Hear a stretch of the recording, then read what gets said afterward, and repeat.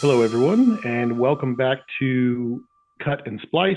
This is Jason, and as usual, I'm with Gil and Matt. And today we are going to be talking about the Odyssey, but not the Christopher Nolan movie that's coming out soon. Actually, the 1997 TV miniseries, The Odyssey, starring Armand Asante. Um, I saw this back when I was in high school, and I really liked it then, and I have not watched it since. But I told the guys we should probably check this out and do some, that way we can have a frame of reference or something like that when we see the Christopher Nolan movie that's coming out soon. Cool. So is that the main reason why you kind of came to your mind? I don't know. Hmm. I don't know about the main reason. Um, I found this movie on DVD in a used movie store one time, and I was kind of shocked because you know, I just thought it was this thing that was on TV, and I mean, I knew it should come out at some point in time. I just never seen it anywhere, so I was pretty happy to buy it, and then I just never really got around to watching it. I mean, it's a long movie. It's a mini series, so it's you know, anyway. So yeah, I guess I kind of probably was looking for an excuse to watch it, and we've got this probably really big Christopher Nolan movie coming out soon. So I thought, hey, let's uh, let's talk about this one first. Yeah, it's definitely very deserving of a revisit. I feel like, and I guess it's our first TV related show project. Yeah, I mean, I guess to be clear, it is a mini series, but it's like kind of like it's movie length. It's three I think it's hours, three right? It's hours. basically Yeah, 3 hours. it's like a long. It's It's a like short miniseries when you think about it's it. a very short miniseries, a very long movie. So Yeah. I mean, the story of the Odyssey is fairly episodic as well. So I mean, it kind of lends itself to television. I feel, but This um, could have easily been like a 10 episodes, like limited series type of, yeah, if somebody did in the modern age, if there wasn't an upcoming movie. yeah. I mean, even 6 episodes probably would have fit very well if they were like hour-long episodes. Yeah, I'm assuming the movie's gonna end up being at least 3 hours, or at least 2 to 3 hours, if not longer. I hope it's not four or something crazy. Oh, Well, that's, I mean, this might be something to talk about later, but just being that it was shot entirely in IMAX and they're planning on doing an IMAX Oh yeah, release it's and limited. everything. Yeah, I mean, the Oppenheimer was 3 hours, and we actually needed to extend the platters just to get that movie on there. So yeah. if it's Unless going to he's be willing to redesign the machine, right? right, or put in an intermission, I mean, that's Oh something God, that, please. yeah. I think that would be a great idea personally. Just just have the movie split into two parts and just thread the second half of the movie during like a 10-minute intermission. But that's Yeah. neither here nor there. It'd be great if they Uh, did that. Yeah, and yeah. it's and like Matt, when was the first time you've watched the miniseries? Likewise, I think I watched it in class in high school. I think they Hmm. actually showed it to us in class in high school. Um, And I mean, incidentally, I mean, one thing that is probably going to be similar between this version and the Nolan version is the aspect ratio. Oh, I yeah, mean, that's true. I did not think about that. uh, but Yeah. yeah, yeah, I didn't really have much memory of it. I mean, I definitely didn't remember that Isabella Rossellini was kind of an important, small but important part. Uh, you know, Christopher Appropriately Lee in cast there. as a goddess. Yeah, yeah. Geez, uh, 90s Isabella Rossellini. Um, there's a reason why Ross had her on his list On his of, list. yeah. I completely forgot that Eric Roberts was in it. I didn't even Yeah, recognize him with the big beard and everything. And yeah, I think he's very good in it too. yeah, I had to Google who he was playing and everything just to make sure. But uh, yeah, that was yeah. There's a strong cast there. I mean, it is kind of funny watching it, nowadays, and kind of remembering that so many of the visual effects and everything were designed for like standard depth tube televisions. I mean, like this I is was thinking the same before, thing. yeah, like this is before I got my first DVD player Yeah. when this came out. So like, yeah, so you can kind of see how the rendering and everything might have played out differently, and Even some of the practical effects yeah, too. yeah. Like, actually, I was kind of amazed revisiting it so many years that the Cyclops didn't look all that bad. No, no, no. I Uh, think especially for when it was made, I think it looks pretty decent. yeah, looked a little rubbery, but Yeah.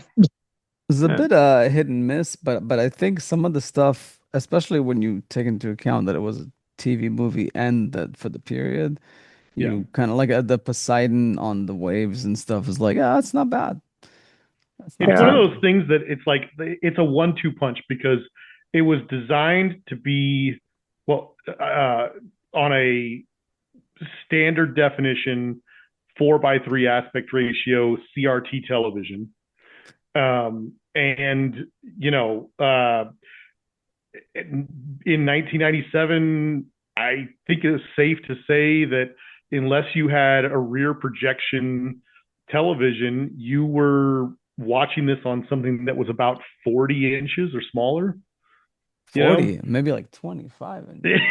well, I knew a yeah, friend that had what he said was the largest CRT television that a electronics store could sell him or could Yeah. No, I find or remember something we like got that. like And I a think it was 28 inch when I was 38 growing or up, and that was yeah. like a Oh, I big had deal. 27, I think. Yeah. Yeah. Yeah, no, Now the the box that it was in was enormous, but the screen itself was 27 inches. it's funny because speaking of which, I just set up the CRT TV that I got in the kids' room with the Star Wars arcade joystick thing. Nice.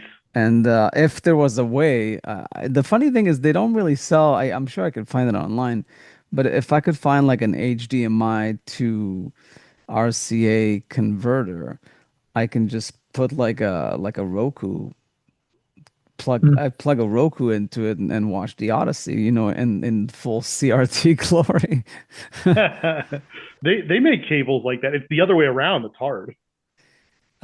No, but that's the thing. I think because the modern TVs don't even have RCAs anymore. Yeah, but No. the older TVs have nothing like you. Yeah. I'm sure they have adapters. Yes, I can probably like find one, but I'm delaying that for now because we're trying to keep this TV in the room to be so lo-fi that they wouldn't use it very often. That's Otherwise, a good idea. otherwise, my selling point was like that this is gonna be such a dumb TV that like it's not gonna be overused. So, Yeah. anyways, but yeah. So the Odyssey. What did you guys think about like if you were to try and place this in like a 1 to 10 scale or whatever? I would definitely. I think I got to give it like a solid 8 for sure. I mean, it's one of my favorite things. I would even like say like 8.5, like edging to a 9, because it's definitely one of my favorite television things ever. At least like limited. I mean that and like Band of Brothers are probably I like two of my favorite. I also I remember liking the Moby Dick one with Patrick Stewart. didn't see that one. Um, Yeah. but um, but yeah, and I'm sure I can name a few other ones, but it was like the limited series ones. But yeah, I saw probably like an 8 for me. When I think about the story because I love the story so much, always have. I think I think about it as like an 8 or so, but there are a few things that really annoy me with it. As far as like uh, stuff that probably was out of their control, like because it was made for television and they had to kind of keep it to a certain rating and stuff like that. But I do think it hurts the movie a bit. So I probably would be more comfortable somewhere in the seven range, like a very enthusiastic seven. Yeah, I'm in.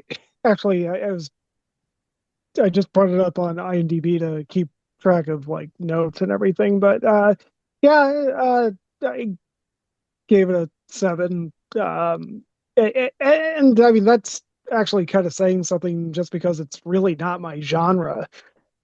I Oh, mean, Yeah. fantasy. Yeah. yeah, I mean, to some degree, mythology. right, yeah, yeah. I mean, I've like never been a Lord of the Rings fan, never been, it's never been my bag. So if I enjoy a fantasy film or TV show or anything, it usually says something. I mean, it took me years to get into Game of Thrones, so yeah. So Yeah, I mean, I Yeah. do feel like, and I'm sure, now watching this, it definitely you sort of understand why Nolan maybe was attracted to it because it hasn't been done properly for the big screen, and mm, and it is a very it's a very sort of like quintessential like hero's journey type of movie. There's a lot going on there, like whether the journey of the hero, trying to find your way back home, and the relationship with the wife The boy growing up. and the boy growing up. There's so much there, and then we can go into it with the spoilers and stuff. But it's definitely one of those like seminal like sort of stories that explore the whole like also natural versus supernatural, like the relationship Hmm. between humans and gods, in a more playful way because it's the mythical gods, not any god that anybody strongly believes in nowadays. But yeah, and I think if it's done right, which I think the miniseries got close to doing it really right, it really like hits home a lot of things, and we can get into that. So I do think it's a very, very strong story. It's borderline like I tried like to like listen to the audiobook of like the Iliad, and maybe I'll try the Odyssey, but it's just like that stuff is just indigestible. Like it's just so dense in like an annoying way. Maybe it just needs like a better translation, but yeah, but this format just really like brings out like all the good that's in it, that you kind of get why these stories like mm, stood the test of time. And it's amazing they were written so long ago. Yeah. Um, but but yeah, no, I think it's special. It's definitely there's something to it, and maybe yeah, that's one of the reasons why Matt like you like it better than maybe you otherwise would, because it's got this very almost like Joseph Campbell type of thing to it. Um, but right. I completely And forgot. I guess we'll wait for the spoilers. Yeah, but the plot like points with the end. Go ahead. yeah. Oh, and there's a reason why the story has been retold in multiple genres in cinema too. I mean, like obviously there's even if the Odyssey itself hasn't been directly adapted to the cinema in that way. I mean, we've seen a lot of quote unquote adaptations of the Odyssey. Like Oh Brother, Where Art Thou, and crap like that, just in different genres. And Yeah. but yeah, and by crap like that, I don't mean that Oh Brother, Where Art Thou is crap. I was just I'm saying glad that I chuckled. is kind of right. Yeah, I mean like Yeah, The Troy movie, was that like an expanding on the segment of the story, or was that No, there's two books that I feel stupid even saying this, but it's Homer, right? Is oh the yeah. original yeah, writer? No, Yeah. because there's the Odyssey and the So Iliad. So is yeah, the so Iliad the one the that Iliad is expands the on? first one, and having never read it, my understanding is that the Iliad is about the Trojan War, and Yeah. about you know uh, Helen of Troy, and basically the stuff that you see more or less in the movie Troy. But and then it ends, and then the Odyssey is his story Yeah, going and forward. then the So they have Odyssey to have that has it part at the in there, beginning. Yeah. like that Well, timeline. you can't. I mean, think about how ridiculous it would be to try and tell Odysseus's story without at least, you know, I actually feel like that part of the story could be longer. It would have been like if somebody wanted to do a really epic mini series would be to do like the way we do with them nowadays, modern day, like to do like 12 episodes and like 6 episodes of it be mostly the stuff in the Iliad, and then 6 hours of it being the Odyssey. That'd be pretty cool. That might happen Yeah. someday. Yeah, who knows, we'll see. Um, but yeah, I Yeah. mean, I would definitely recommend it for people to watch. I mean, I know special effects are dated a bit and stuff, but I really feel like you know, like just, Armand Asante really I don't know. He's got charisma. I do wonder how Matt Damon's charisma is gonna Yeah. play out there. But I guess we've seen sparks of it in, like, The Martian and a few other movies where he can kind of carry a movie.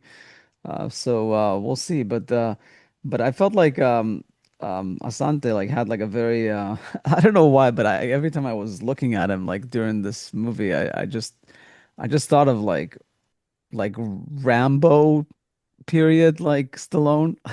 Yeah, well, Judge Dredd, right? I mean, Yeah, that's true because they're kind of like they go head to head there, right? yeah. That when I saw this movie, that was the only thing I'd ever seen Armand Asante in.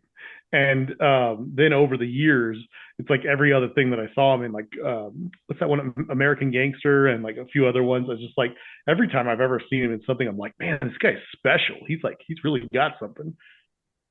Yeah, no, he's Yeah. definitely got charisma. I think he was really had stuff going for himself in like the mid '90s, and that's when they felt like as like, oh, he could be a good Odysseus. So Yeah, he yeah. definitely not to I don't want to overplay it or anything, but I mean, considering that most of the movie is either stuff happening at home where you've got a bunch of pretty decent characters and actors, and then or you've got stuff happening on a boat with him.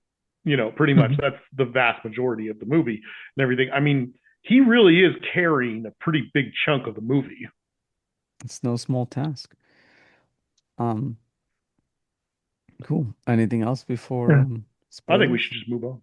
Yeah. Yeah. Um, No, I was kind of chuckling though when you were talking about doing like 6 hours of the Iliad, 6 hours of the Odyssey. I'm like, well, Kevin Costner came up with a successful formula with Horizon, right? Just Mm, uh, of course, saying that ironically, being that Horizon Part Two hasn't even come out yet. But yeah. uh, so, Yeah. but it's anyway, tough. It's tough with movies to. I feel like it's easier with a TV show to commit to like doing the full thing than a movie nowadays. Like even yeah, like Denis didn't know he was gonna do Dune Part Two. It's like just ridiculous. Um, right, Playing games. Um, yeah. yeah. But anyway, on to 2,000-year-old spoilers, I Yes, guess. 2,000-year-old spoilers. Yeah. Yeah. Um, yeah. Do you have any specific ones that you wanted to touch on? I mean, the one thing I would say to start us off is I really forgot because it is a 3 hour thing. I kind of forgot about the kid going out to find him. I That forgot part, about for him some reason, leaping. I Yeah. spaced out Yeah. completely. I think it's because he overshadows the whole movie that I had no recollection that the kid, like I knew the kid got older, I just didn't know how old he got. I also forgot the fact that like they kind of like have a this bonding thing of killing Yeah. all the suitors in the end, The massacre. which is a bit Mm. over the top, but Oh, I think it's so appropriate. no, no, it's appropriate. It's a bit overkill, but literally or pun Literally. intended. I my memory of this movie was mostly the stuff at the beginning, the Trojan War, a couple of the islands that he lands on, and a couple of the dramatic moments. But really, and then of course the ending. I um, I uh, I remember the son and him meeting, and I remembered the whole like him being uh, Athena turning him into an old person, or at least the image of an old person, or something like that. And I remembered all that stuff and the big ending. I completely forgot about the son leaving for a while on a ship, and it's funny because when I saw that happen, I was like, "What? Oh, what is this?" And then I actually started piecing together little snippets of the trailer for the upcoming Nolan movie, and I was just like, Hmm. "Oh, that's that scene. Okay, all right." Yeah. It also made Hmm. me think about something else too that I thought was kind of funny, but I guess I don't know. This I don't know about you guys. I can't watch this without at least kind of comparing um, certain parts, like the beginning and stuff, to the movie Troy, Yeah. Hmm. but for obvious reasons. But it made me think, like, oh, the character that the son goes and sees, who's the king of Sparta, right? Um, it starts with an M. He's got a very Greek name. I can't remember precisely what it is. Actually, I can find it right now. It is Menelaus. Menelaus. Menelas or Menelaus. Menelaus. Or something like that. Yeah. Oh yeah, they pronounce the A, not the A-U-S. Yeah, so Menelaus. Um, yeah, that's the that's the same character that in Troy is like a complete bastard. Like, I mean, that's Brendan Gleeson. He's Hmm. like he's just like wants to go kill his wife for leaving him, kind of thing, and kill Orlando Bloom. So that kind of made me chuckle. I was like, oh, he's such a nice guy in this one. But but no, the main thing for me is, like, since I saw this movie first before Troy came out and everything, it's so funny how I feel this about most movies, but how your first viewing of anything can kind of make you affect how you feel about stuff. But the I was so excited to see Troy because I liked the beginning of this Odyssey movie. And I thought, well, um, I can't wait to see this big fight you know, uh, between Brad Pitt and Eric Bana. It's going to be so cool. And it was. It was the greatest thing in that movie, probably. Um, Mhm. and of course, both of them were so amazing in it. But I remember. I mean, now looking back on it, I can clearly say that I've reevaluated my opinion. But at the time in the movie theater, I remembered how amazing the fight was. And then there's this kind of like quiet, angry, stoic thing that Brad Pitt does where he's got his chariot there and he's got a rope and he ties, Eric Bana's ankles together or something like that, and he starts dragging him away and he just kind of silently rides off like, you know, I win kind of thing. And I remember thinking, like, man, that was a really, really amazing fight. But I gotta say, I know it's big in all the wrong ways, and I know it's like really over the top and ridiculous, but there is something about that helicopter shot in this movie, in the Odyssey, when these characters that are only big because of the characters they're playing. They don't even give them 3 seconds of character development. It's just narration from Armand Asante, talking about what's going on and why these two guys are important. And then they quickly have a little fight. One of them dies, and then Achilles rides off with the body. But he rides off screaming with glee and dragging his body. And then they cut to a shot with this helicopter riding along these coastal bluffs. And he's like screaming while these horses are going full tilt Yeah. down this shoreline, and I was like, I mean, that's something. I mean, that's a great shot. Like, I don't know how many times they did that, but I mean, that was probably dangerous to film that thing. Like, and Yeah. I just remember thinking, like, when I'm watching Troy, going, ah, that was a really great fight, but missed opportunity. You know, Oh, because that shot was not there. not just the Yeah. shot, just like I kind of wanted to see Brad Pitt go completely insane and just be like, yeah. You know? Now, years have passed, and now I have watched Troy many other times since then, and well, not many, but like two or three times since then, and I've kind of realized that yeah, there's something very powerful in what they're doing. I no longer believe that it was the wrong choice, but I just know that based on having seen this miniseries, when I watched that movie, I was like, I don't know, maybe. I mean, it's cool, whatever. No, I think every specific thing goes for a different effect, but like I think the effect they were going to with the miniseries is that for one thing they had to be efficient with the fight itself, Very but efficient. then the fact that like Achilles like drives off like that like a it's kind of like a show of the time of how intense it was and how like how much there was like hatred between them and like between Yeah, these two like factions and yeah, and it's and they cast him well. He was like a Brad Pitt kind of like attractive kind of dude and sure.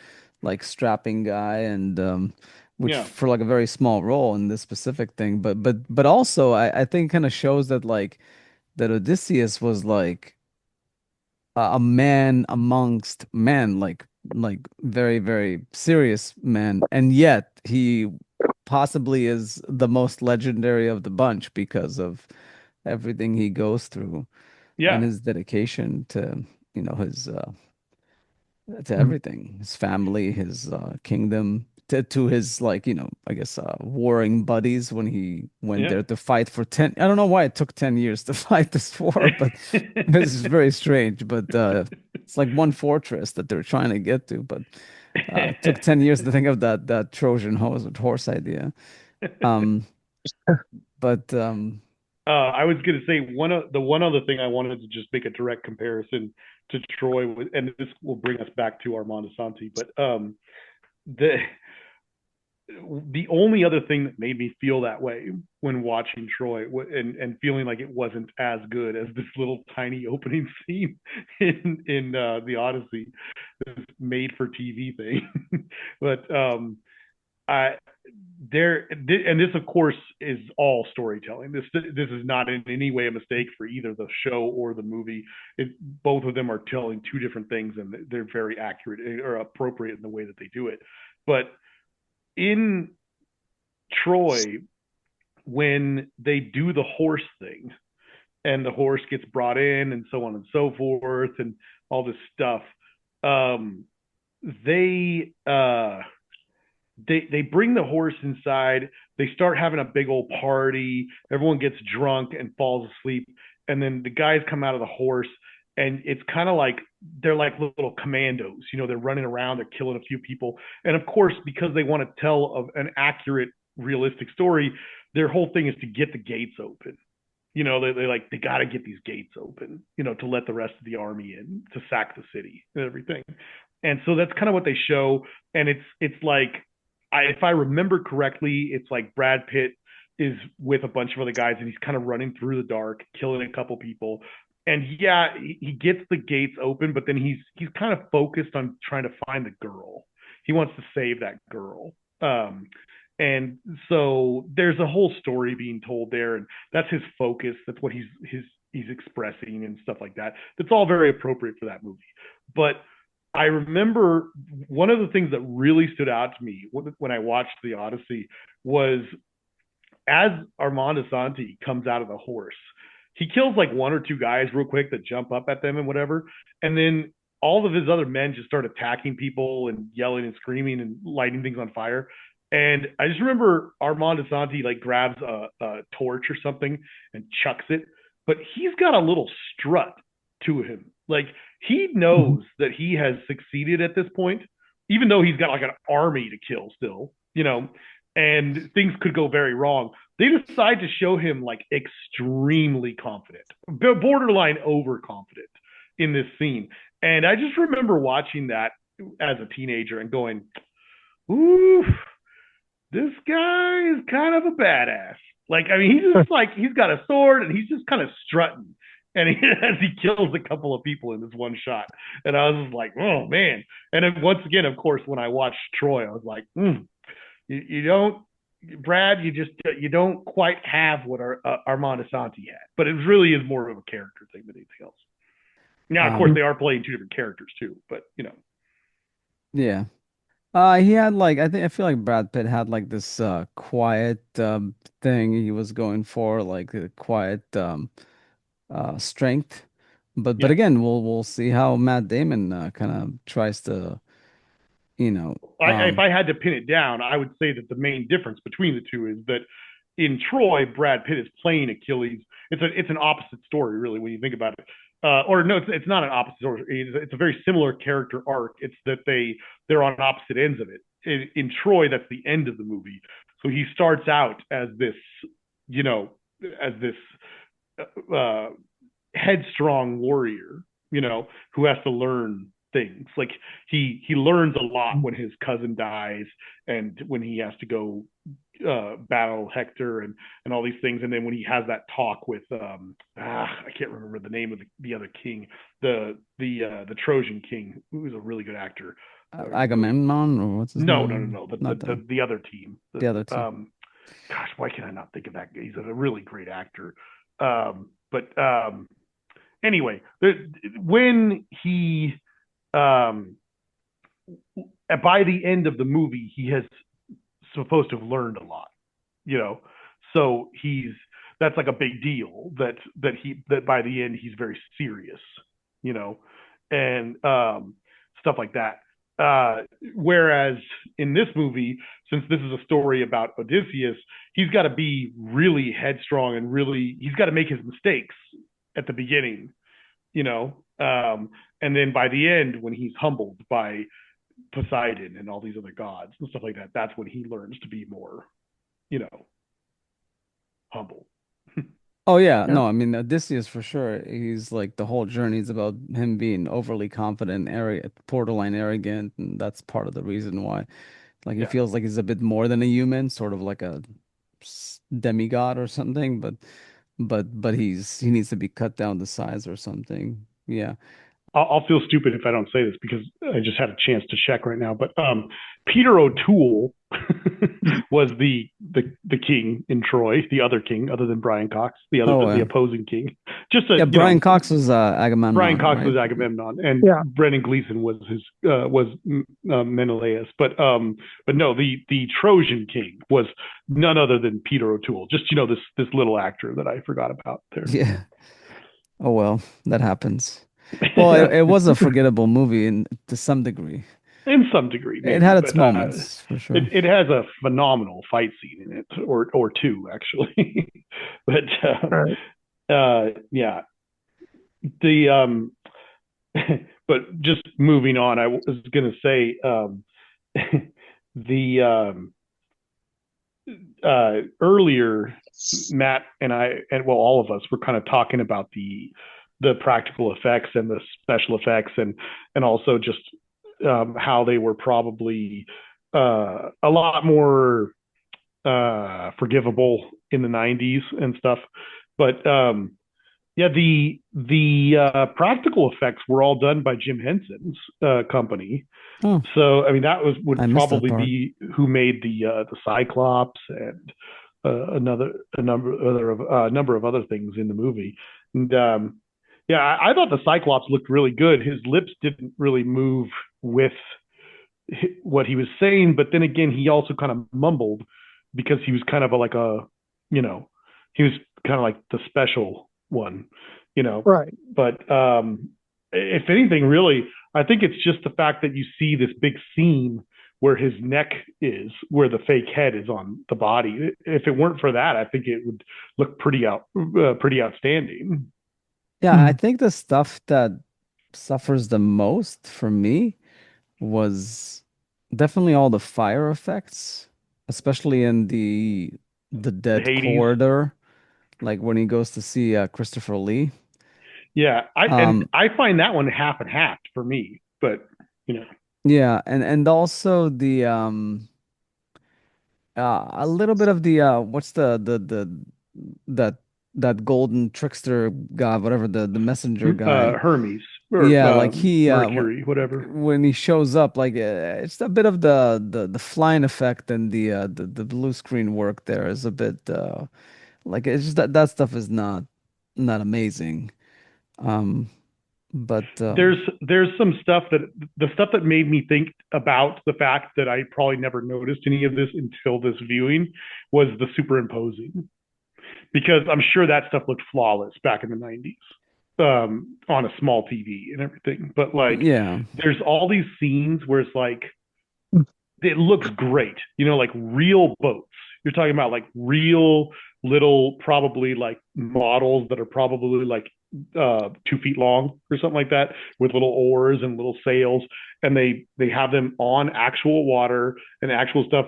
But then it's like superimposed to make it look like to on another shot that makes them look really big, because it's like people watching ships sailing away out of a cove or something, and it's like it's not that the ships look bad, and it's not that the shot looks bad. It's just that now I can see that it's superimposed, Yeah. and that's how a lot of stuff is. Like, there's a lot of moments where a character. Oh, what you just mentioned the scene, the Hermes scene, where he's climbing the cliff, right? And the guy shows up yeah. flying around. So just before that, right? So they pay to have real animal actors in this movie. That scene on the island with Cersei. He's like, he's got a whole bunch of animals that don't have any business being in that part of the world, like bears and chimps and things like that, lions and stuff. And so they want real lions or real animals. They're not going to. It's 1997. They're not going to use CGI, obviously.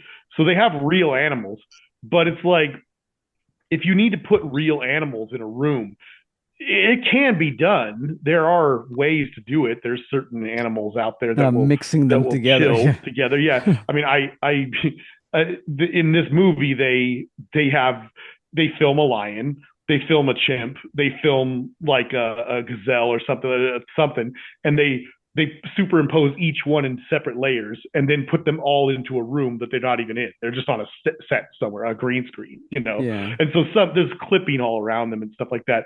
That's pretty obvious. Now, I've heard stories from people who were working on film sets about stories that I find amazing about, like, uh, you know, a grizzly bear that was an animal actor, not Bart the bear. It would be a more interesting story if it was Bart the bear, but just a bear, a grizzly bear, and then, because it was raised in captivity, was also raised with a chimp or an orangutan. I can't remember which, but like an ape and a wolf. And the three of them were so close that they just hung out together in the same cage. They didn't fight or anything. And so it was possible to put all three of them on camera together if there was ever a strange scene that you would need that for. But as it turns out, the animal wranglers would actually, if you had to have the bear in your movie, they would bring the wolf and the ape to the set, because having his buddies there made him more comfortable and less likely to attack people. Mm. So I just found that to be a very funny story. That, I'm sure, is the exception and not the rule. So that's why, of Yeah, it's course, all who you grew up with. you've got these, like, you got these scenes where, like, he's walking along the path that leads him to the thing, and he ends up having to climb this big rock wall because there's a grizzly bear in front, or a big old giant black bear or something. There's a bear in his path, and he's like, "Oh, I'm not going to mess with that. I'm going to climb up instead." And it's like, you look at this bear, and you're like, "That bear ain't there.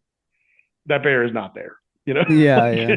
so Uh, so it's like, those are the things that I'm sure 25 years ago it looked pretty decent, and now I'm like, oh.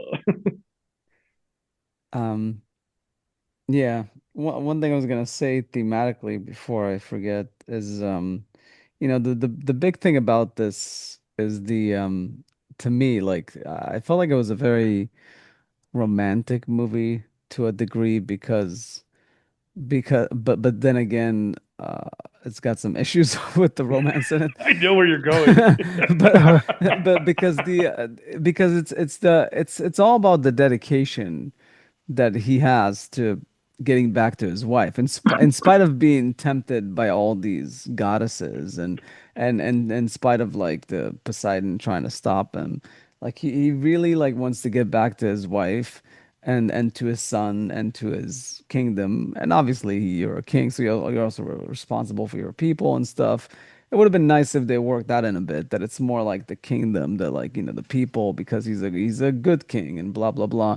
Because the other thing I struggle with is like, technically we're not into monarchy anymore. So, but you kind of it's a story of its time. So you kind of see how like he's sort of like a father figure to like Ithaca, and he's so important, that he's indispensable, um, or he puts the whole kingdom in danger, blah blah blah.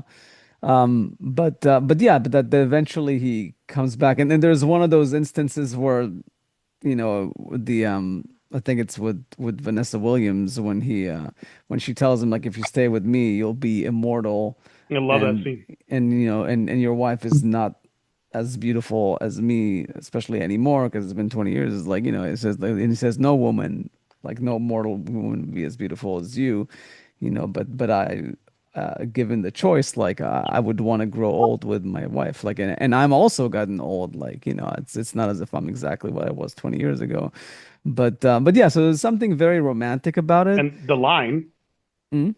like after everything you just said, which is so great. I love that whole scene so much. Yeah. And she tempts him and Yeah, offers him eternal life and eternal youth with her, because she says, not only is your wife old, not only are you old, but if you stay with me, you'll not only die, but you'll also never age. never age. Yeah, So there's all that. But then, like you said, he turns her down, which is romantic. The really romantic part is that he then says, I would rather spend another moment in my wife's arms and die than to spend an eternity without her. yeah.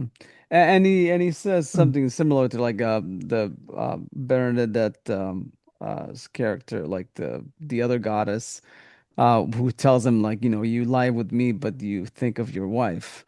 Oh, Uh, Cersei. Yeah, the one that turns everyone into animals. yeah, yeah, yeah. So, yeah, so, the main obvious, and on top of everything else, there's this whole thing of like, it's like, maybe your wife was not true to you, or this or That's the part that makes me laugh that. so much. And I kind of Yeah. get it. I kind of get it, because he hasn't been truthful, but he's only technically slept with goddesses. So it's as if Like he's two like, or it's three of like them, some you know. celebrity hall pass or something. And also he always thinks of his wife when he has sex with the one goddess, and he never not, and when he's with the 70 virgins on that island with Vanessa Williams, he's still like, the fact that any man on earth would still think about his wife being on that island, it just shows his character. But all that said is like, I understand what the meaning is, like, what they said when they meant that his wife was not true is that she took another man, because like, for Yeah, some ways, from the woman perspective, especially the queen, to not just to have sex with someone else, but it's the taking another husband to replace him and install him as a new king. That would be yeah. the betrayal, which she didn't do. But let's face it, I think she could have gotten some some help, Well, on in the sex department, over those 20 years. But it's, good on her that she didn't, and good on him that, in spite of, but that's the thing, even though it's so uneven from that point of view, yeah, obviously a man wrote this, but it's also, there's something to that. I actually think that's what's beautiful about it. It's like, yes, obviously men are sexual creatures, and obviously they'll fall prey to temptation, but it's almost that, like, the in spite of temptation, that he still wants his wife, Well, yeah. and he would give this all up in a second just to see her again. It's the thought that counts. You know? Well, I don't know about you guys. Um, my take on it is interesting. Or at least I think it is. I don't know. I remembered these points the first time I saw it, but this time I was thinking about it more as I was watching it. Um, so the two things that I think you have to keep in mind is one, that of course the time in which it was written. I'm sure that when Homer was writing this, especially if you're a king, forget about if you're just an average guy. If you're a king, I think there's just an expectation, a very unfair expectation, that you have to be true to your queen, but not sexually faithful, Mhm. which is ridiculous, but that's probably just how it was, you know, that they had probably concubines and all sorts of other things and whatever. And the fact that at that time he wrote this story about a guy who's supposed to be an amazing ruler, and that he he's trying so hard to get back to his family and his loving wife, but along the way very willingly engages multiple women goddesses sexually. It's just kind of funny, but I had to think about it in the lens of that time, and I think this is just a theory. I don't know if I'm right. I don't know, but I have to think that if you were in a society where men, especially royalty, were not really expected to be completely faithful, at least in a sexual manner, um, there's something to the story being the way it is. Because if you were to write a story where none of those two scenes happen, right, where the Cersei scene doesn't happen, and the I don't remember her character's name, but the Vanessa Williams character, the two goddesses, Oh if those scenes yeah, aren't in the movie, yeah, right? Um, or let's say that they're in it in a different way, and he doesn't ever have sex with any of them, right? yeah. Um, Calypso. Calypso, there you go, thank you. If you tell the same exact story, especially at a time where that was kind of expected, that he would, the first one, he's literally doing it to save the lives of like 2 dozen men that he's extremely close to, you know. But I mean that he does it pretty willingly. It's not like, oh, you got my arm behind my back, kind of thing. But anyway, what the point I'm getting at is, if if you rewrite this story, and from the point of view back then where it was a little more expected, it's like, here's this guy who's trying so hard to get home to his family, and almost in like a Job sort of way, we're going to like tempt him with every possible thing and make him encounter all the most horrible stuff. It's this like ordeal kind of thing, like he's being tested by the gods and whatnot, very literally in this case. And if you're trying to paint the picture of the most loyal, most awesome guy, who would never betray his family or anything like that, it's like, if you take out the whole sexual fidelity aspect of it, essentially, if you told the story without those things, you have this guy who was never tempted. I mean, yeah, sure, he has this woman throwing herself at him, and he's like, no, no, I'm not going to do it. And then the other one throws herself at him, no, not going to do it. From their point of view back then, I would have to imagine that they looked at that and said, well, he didn't know how good it could have been, and so he returned to his wife, and yeah, that's great that he did and whatever. There's something interesting in the fact that he, especially with Vanessa Williams, the Calypso character, like he had sex with multiple goddesses, and one of them offered to be with him forever, keep him young forever, and and basically live a life of what a single man might consider paradise or whatever.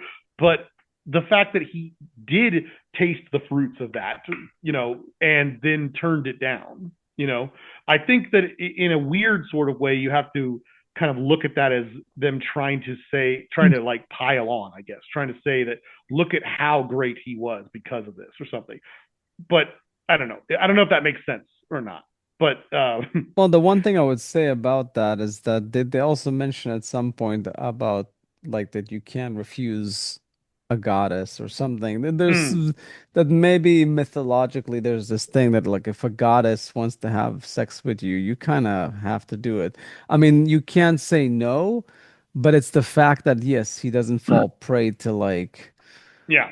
like the fact that he thinks of his wife when he's with the first one, and the fact that Yeah. he still wants to get to his wife when he is with the second one. That still shows that yeah, that aspect of his loyalty. But that saying no to having sex with the goddess would just be foolish for a man, because like it's like a once in a lifetime opportunity, and he got two of them. So I was gonna it say seems I don't know, Poseidon like really didn't make it that terrible on I mean, he did lose some men and like some dangerous points there, but having sex with two goddesses and not I don't think having he had any not having to control of deal with those like the parts. terrible twos with his kid and all the like he came back and the kid was already like, he was like off to college, He had a personality already. I was gonna say that the only thing about the whole infidelity thing that made me laugh, because this time I was watching it and it didn't bother me as much as it did the first time I watched it, but after the thing with Cersei, and then later in the movie after the thing with Calypso and all this stuff, I was really still on board with this guy, and I was like, "Yeah, man, like you did it. You said no, and you went home, and you made it, and all this stuff." Then for him to get home, and he's got his boy, and he's got the villager guy, there. They're sitting around like a campfire or something, and when Athena comes to him finally and tells him, "Here's what's going to happen," and blah blah blah, and she turns him into the old man. There's this part where he basically tells the son, "Okay, don't tell your mom I'm here. I have to go check on her and see if she was faithful to me."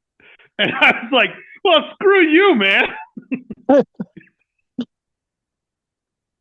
That's the part that just made me laugh so much. I think I really did laugh out loud when he basically suggested that it was super important to him that his wife was faithful to him. I'm like, okay, dude, whatever. It was definitely one of the iffy points of the story. It Um, just made me laugh. the yeah, and I think also like another aspect of it that's kind of cool about the story is like the episodic nature, and also it's a bit of a it's kind of like the first road movie slash story Yeah, it in might a be. way. It is kind of like a road movie. Like it's got that structure of like that he comes across different things, and everything has like different significance or throws like a significance of sorts. Yeah. Like I felt like the scene with the it's a lot like that's one of the stupid things. Like I didn't get why. Hopefully they fix it somehow in the upcoming movie. But like, why would he not tell them that the water bag thing, or that he has with the The wind, airbag, the yeah, the wind airbag is bag. like no, that it's not gold and it's not something he's hiding. Like, why hide it? Like, why, you know? I And I kind mean, of like it. you There's really got to not trust your guys at that point. yeah, like that's one of the aspect of like that's actually could be improved on in the movie itself, because I really feel like in the miniseries they touched on this whole thing. Like I said, it could reflect on the way he looks at himself as a king and maybe as a father figure for Ithaca, is that his relationship to his men on his ship is a bit father-like. Um, like how they like when he goes to the corridor of fire there or Yeah. whatever, like, and he says like he has to do it on his own and stuff. Like there's this very like very there's a very warm relationship between them. But then I feel like, but then why wouldn't he tell them what's the reason so they don't have this stupid, like it would have been more clever to come up with another reason why they would accidentally open it, as opposed to like this whole game of like, I'm not gonna tell you. I Um, mean, it's possible that maybe with some, they could keep the story exactly the same, and maybe just with some character development for one of the other characters, a little more of it to explain why he just doesn't trust him. And he's the yeah, king, he's the exactly. leader. If he says something, they should be obeying it. A couple of them do feel that way, but there's obviously three or four guys who are just not having it, and we don't really know why they feel that way. He could have easily said like, "Oh, that's the eastern winds, and like if we Yeah, open it, we'll be lost again." And then like they could be percolating in their minds like, "No, he's lying. What the is that's ridiculous." something. Yeah, Like it can't be the wind that's trapped in there. It's got to be something else he's keeping for himself. And by the way, he's the fucking king, so it's within his right. yeah, But maybe if they were like super hungry and there's some food in there or something. something, Yeah, yeah, like but yes, it could have been done slightly more smoothly. But other than that, there's very few things that you're like, this is like, you know, unnecessary. Um, Yeah. yeah. you But know, you Matt, mentioned. any Oh yeah, thoughts? Matt. Yeah, Yeah, you had sorry. as far as the we haven't touched on. No, I think I was actually going to touch on that whole thing, but I think you guys well covered it. Um, The so yeah, you said you watched it in high school, and then yeah, because I think. I wonder when I watched it. I wonder if I watched it in the early 2000s. Did you watch it since then, or is this your second? yeah, this is my second viewing. Oh, Mine as well. yeah, like because 99 is I was still in Israel, and it's possible I saw it there. I wonder if I saw it again in the 2000s. But yeah, it might have been that when it was released is when I saw it. It's like on I just saw it on TV. Um, I don't know. Mm. You mentioned the underworld scene earlier with the fire effects and everything. mhm. I was gonna say I really like that scene a lot, and specifically with the fire stuff, I find it to be really unbalanced because you know that we've kind of already touched on it, but like they're kind of making do with what they've got. You know, there's a lot of set pieces that are reused. You know, his his Ithaca throne room is also the same room that that the Cersei lady is in with the you know with the animals everywhere. You know that's just been redressed. You know that it's also the room that's used later on for someone else's kingdom or something like that. It's like you know they definitely were trying to do this on a budget. You know, and the whole Hades scene, I have to imagine that that set was, you know, the water on both sides, the columns, the big giant cylindrical columns that are you know there, and the pathway that he's walking on, and then they have just like a big green screen on one end to make it look like it goes on forever kind of thing. But really, every shot that you see, whether it's a profile shot or like dead on or whatever, it's just probably 40 to 60 feet long, you know, and they just keep reusing the same stuff over and over, the same angles over and over to make it look different. And you know, it's interesting because we're talking about the fire and everything. There's these big giant like green screens behind him where there's like they're superimposing big fiery stuff.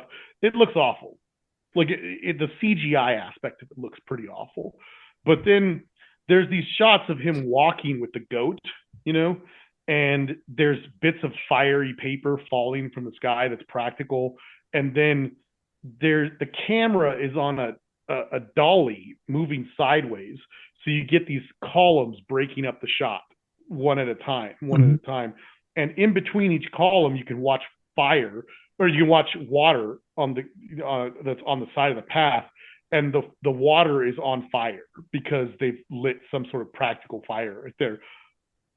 To me, that stuff looks really good as as a foreground element for this Hades thing. The problem is that once again, for every good thing, there's a negative because they only had, like I said, probably 40 or 50 feet. So they go have probably 3 or 4 columns to dolly between. So they just repeat. They like do the shot over and over and over to make it look like he's walking a long ways. And there's only so much that the fire can do. to be interesting. And so it's like that's kind of how I feel is a microcosm for like the whole movie. It's like there's these really cool things in it that are not bad effects, but there's aspects of the whole design that just aren't quite working. Yeah. Yeah, as I was watching it, I was kind of thinking about, the something that we've discussed before. It's just the difference between a TV movie and a movie, or where that Mm, where that line is. Sometimes it's like scope, sometimes it's like the attention to detail, budget. um, budget, things like that. But yeah, you definitely feel like, I mean, inserts are Mm, much bigger in mm, movies. But yeah, it's mostly attention to detail, and it's that with TV you tend to have to cover as much as you can, as quickly as you can. But with movies, you there's definitely more of a. I felt like there was definitely a point of view here, and a style that they were going for, like the director and the look and everything. But yeah, the imperfections of the technology at the time and the budget and the fact that it's made for TV, so that it didn't have to worry about the effects being as good. Not to say that there are some like 90s movies that had pretty terrible special effects. So sure, it's not an excuse, but yeah, but story and scope is definitely there, which is why I'm sure like it's gonna be suit Nolan really well to nail it. But I mean, yeah, it's kind of like it's one of those things. I don't really think he can miss with this. I mean, the only thing I can think of is, yeah, like it's just like the characterization and stuff. You really never know. But it's definitely it suits him very well. I think the story. I look forward Uh, to seeing it. I mean, I wonder how he's gonna insert his like out of sequence crap into. I mean, it's already episodic, but I wonder if he's gonna like add some mix of like timing, maybe the sun, and like maybe the flashback and the cross cutting with Ithaca will be like out of sequence or something. Oh, being that the actor playing his son is 30 in the Nolan film, they might there might be something going on there. 30, but he Yeah. Uh, play he plays yeah, 22 though. yeah, Tom Holland looks young, but uh, Um, we Yeah. probably should have mentioned this before the we started the spoilers, because it's the kind of thing we usually talk about at that point in time. But I think it's worth mentioning that Francis Ford Coppola and the great Nick Myers, whatever, was were both producers on this thing. yeah, Yeah. No, definitely. No, it's definitely. I mean, between the cast and everything, it was definitely a well. I'm surprised. It's probably technology limitations that nobody felt like this could be done properly as a movie, but yes, as a TV for the small screen, special effects are slightly yeah, more forgiven, and maybe that was the thought process. But this could Maybe. could have totally been done as a movie, even like in the 2000s. But yeah, well, maybe it's a good thing that they waited yeah. for the right thing to come along. I'll tell you one thing I'm looking forward to with Christopher Nolan's version is just them being able to show. Uh, that's the wrong way to put this. I very much believe that there are certain things that you can do perfectly with a limited rating, with a PG movie or G-rated movie or whatever. But there are certain things that just work better when you show what's happening, you know. And so one of the main reasons I always, an example I always go to is that I really truly believe that World War Z would have been a better movie if it had been rated R rather than PG-13. But anyway, Oh yeah, this is a whole other thing. This movie has a very, in my opinion, a very unbalanced level of gore and violence because you get to like the scene where they're going through that cave thing that leads to the big water sarlacc at the on the other side. There's like this kind of three-headed like Yeah, monster thing inside. I mean, the amount of blood and guts in that scene I mean, it's violent. Yeah. It's Yeah. a very violent scene, and it's not just goats getting killed; it's people, you know. And that is a really graphic scene. And then there's stuff like um, when they blind the Cyclops, they do it off screen. When the Cyclops kills somebody, they do it off screen. When at the very end, the big giant slaughter, the big climactic showdown and everything, the massacre scene. Um, you do get to see the sun impale the other guy into the wall, which is nice. But Yeah. like even all the arrows that they shoot, it's almost all, at least half of them are like they you see him shoot and it cuts to the guy with the arrow in him already. You know, there's they're very considerate about showing human on human violence in a very close up, graphic way. And so it's like it's so strange that they have no problem with the monsters like just annihilating people on screen in really realistic amounts of blood, you know. But then in all the other scenes, it's just like, like, the person gets stabbed, and it's like, oh, it's from behind, so you can't really see, the thing happen, and then there's this and this, and, whatever. All the little Definitely the PG tricks, you know. picked and chose their moments. Yeah, I think with the three-headed monster, it was just like very quick shots, but they wanted to be like kind of momentary gore just for the shock effect. With the guy who's like, "Take Yeah. me," it reminded me of the Predator with the Oh, with the it's a good scene. I remember watching that for the first time and just going like, oh boy, here's the thing. They're going through a cave and we're just gonna see a bunch of people die, but we're not gonna know how. And when they have those shots of them showing the creature up hanging off the ceiling or whatever, I was like, oh wow, that's scary. Like, Yeah. it's a pretty creepy looking and thing. he prepared us for it like with the voiceover when they entered the Yeah. something about like the thing we saw there was not we were not prepared for. Yeah. Oh, and Um, not to mention the great Christopher Lee, like trying to warn him about what's going to oh, happen. that's true, yeah. Yeah, so Yeah. they kind of prepare like the characters and the audience for it. I don't I know would if we like have to see in yeah. Nolan's version a lot more like appropriate R-rated graphic violence in the scenes that it's necessary for. I wonder if they'll have that. And boobies. I wouldn't mind some boobies.